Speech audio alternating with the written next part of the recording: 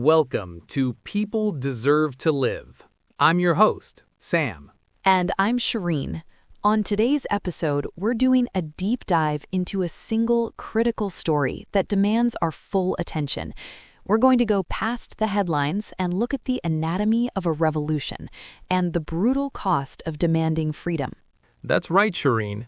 We're focusing exclusively on the nationwide protests in Iran that began on December 28, 2025.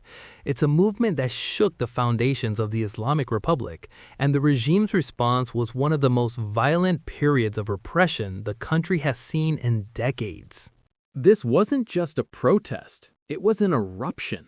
It began with demands for fundamental political change and basic human rights, and it spread like wildfire. The data shows us just how widespread it was. We're talking about 1,349 documented protests across 362 different locations. That scale is staggering. It shows this wasn't an isolated incident in one or two major cities. This was a nationwide movement, from small towns to the capital, Tehran, which unfortunately became the most violent focal point of the crackdown. And to really understand this explosion of anger, we have to look at the context. In terms of sheer scale, this was the largest wave of protests since the Woman Life Freedom movement back in 2022. But the trigger was different. That's a crucial point. The 2022 uprising was ignited by a single horrifying event, the death of Gina Mahsa Amini in police custody. It created a powerful, unified cause. The 2025 protests, while just as widespread, were different. They lacked a single catalyst. Instead, they were the culmination of years of simmering economic desperation and a deep-seated feeling of government neglect.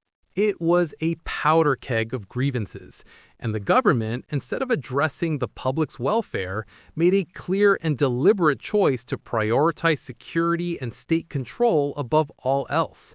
This wasn't just a perception, it was written in black and white in the national budget.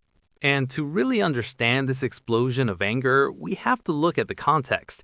In terms of sheer scale, this was the largest wave of protests since the Woman Life Freedom movement back in 2022.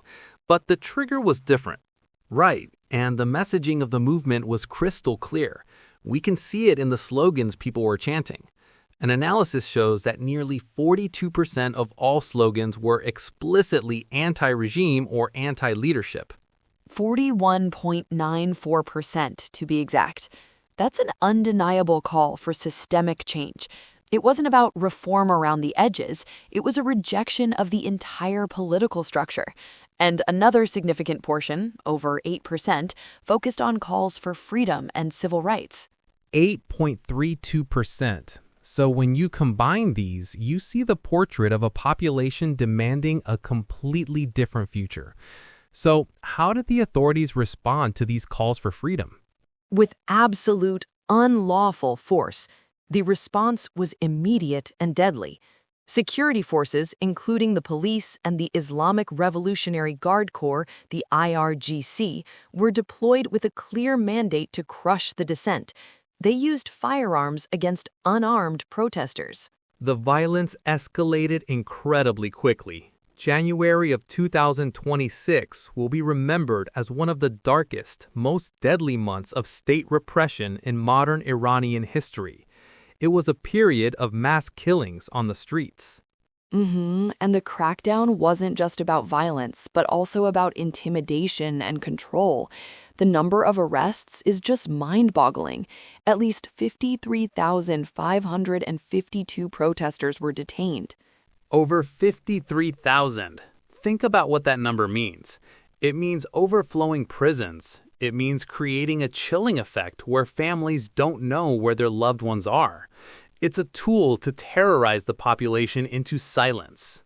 And while this physical war was being waged on the streets, the regime was waging a second war, a digital one. They knew the world was watching, so they tried to pull the plug. They implemented severe, countrywide internet blackouts. This has become a standard part of the authoritarian playbook. But the level of shutdown here was extreme.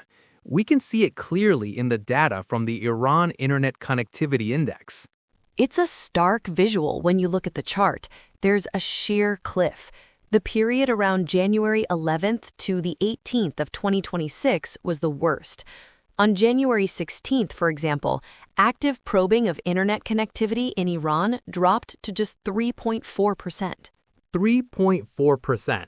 Let's put that in perspective. That is a near total information vacuum. It means activists can't organize. It means citizen journalists can't upload videos of the atrocities. It means families can't even contact each other to see if they're safe. It allows the state to commit violence in darkness. And then, just as telling, once the worst of the crackdown had passed, the data shows connectivity eventually returning to over 94 to 97%. They turned it back on when they felt the narrative was once again under their control. Right, it's a calculated weapon. And that brings us to the most difficult part of the story, trying to understand the true human cost. The blackout was designed specifically to hide the number of people killed. And because of that, we have a range of estimates from different sources, each telling a part of a horrifying story. The Human Rights Activist News Agency, or HRANA, which does incredible work verifying deaths on the ground, has confirmed 7,015 fatalities. 7,015 confirmed names, lives, and stories. That alone is a massacre. But other sources suggest the reality is far worse. UN-affiliated sources have put forward a figure of around 20,000 deaths. 20,000. And then you have estimates from opposition-affiliated media like Iran International, who, through their own networks and sources, have reported a staggering figure of 36,500 killed. The gap between those numbers, from 7,000 to over 36,000, is a chasm of uncertainty, and it represents the success of the regime's information war.